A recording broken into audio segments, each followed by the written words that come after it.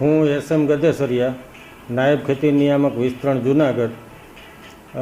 આપણા જિલ્લાના જુનાગઢ જિલ્લાના ખેડૂતોને એક વિનંતી કરવા માગું છું કે જુનાગઢ જિલ્લામાં યુરિયા ખાતર નહીં મળે તેવી દહેશત રાખીને ગભરાવાની કોઈ જરૂર નથી. જિલ્લામાં જરૂરિયાત મુજબ પૂરતા જથ્થામાં યુરિયા ખાતરની આવક ચાલુ જ છે. રોજે રોજ આપણે રેક મારફત અને રોડ મારફત જરૂરિયાત મુજબનું ખાતર આવતું જ રહે છે. રાજ્ય સરકાર પાસે પણ પોર્ટ ઉપર પુષ્કળ પ્રમાણમાં તેમજ સરકારની કંપનીઓમાં પૂરતા પ્રમાણમાં યુરિયા ખાતર ઉપલબ્ધ છે. આવક આપણે રોજે રોજ ચાલુ છે. સોશિયલ મીડિયા કે મીડિયામાં અન્ય જિલ્લાની પરિસ્થિતિ જોઈને ખેડૂતોએ એકસાથે લેવા ન નીકળતા, જ્યારે પણ જે ખેડૂતોને અત્યારે હાલ જરૂર છે યુરિયા ખાતરની, એવા જ ખેડૂતો જો ખરીદી કરવા નીકળે તો આપણે આપણા અન્ય ભાઈઓને મદદ કરી શકીએ એમ છીએ.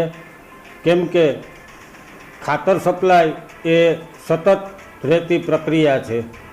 મતલબ કે આજે જે ગાડી આવી છે એ ખાલી થઈ જાય તો આવતીકાલે એ જ વેપારી પાસે કે 2 દિવસ પછી ફરીથી ત્યાં ખાતર આવવાનું જ છે. એટલે જે લોકોને હાલ જરૂર છે, જે ખેડૂતોને અત્યારે એમના પાક માટે યુરિયા ખાતરની જરૂર છે, તેઓ ખરીદી કરે.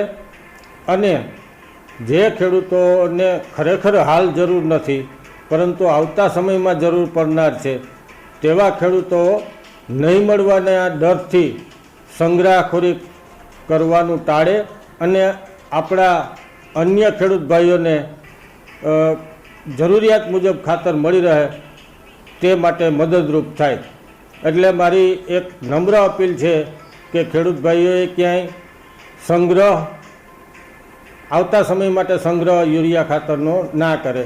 હવે હું વાત કરું કે આપણે રવિ સિઝનમાં કુલ જરૂરિયાત 36,700 મેટ્રિક ટનની છે.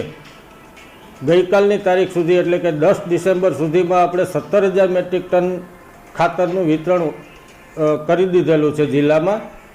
જ્યારે અત્યારે હાલ એક આઈપીએલની 2 દિવસથી રેકમાંથી સપ્લાય ચાલુ છે, જેમાંથી 1,000 મેટ્રિક ટન જિલ્લામાં સપ્લાય થવાનું છે. ત્યાર પછી જેવી આઈપીએલ પૂરી થશે એટલે જીએનએફસીની રેક પણ આવેલી પડી છે, એમાંથી જુનાગઢ જિલ્લાને 500 મેટ્રિક ટન સપ્લાય થશે. આપણી પાસે સ્ટોરેજમાં 3,000 મેટ્રિક ટન ખાતર હતું, એને રિલીઝ કરેલું છે. એ આવતા દિવસોમાં વિક્રેતાઓ પાસે પહોંચશે. આજની જો વાત કરું તો આજે જિલ્લામાં આપણી પાસે 4500 મેટ્રિક ટન જેટલો યુરિયા ખાતરનો જથ્થો છે, જેમાંથી છૂટક વિક્રેતાઓ પાસે 1300 મેટ્રિક ટન ઉપલબ્ધ છે. આવતા સમયમાં એટલે કે 2 દિવસ બાદ ક્રિપ્કો કંપનીનું 2200 મેટ્રિક ટન જેવું યુરિયા ખાતર આવનાર છે.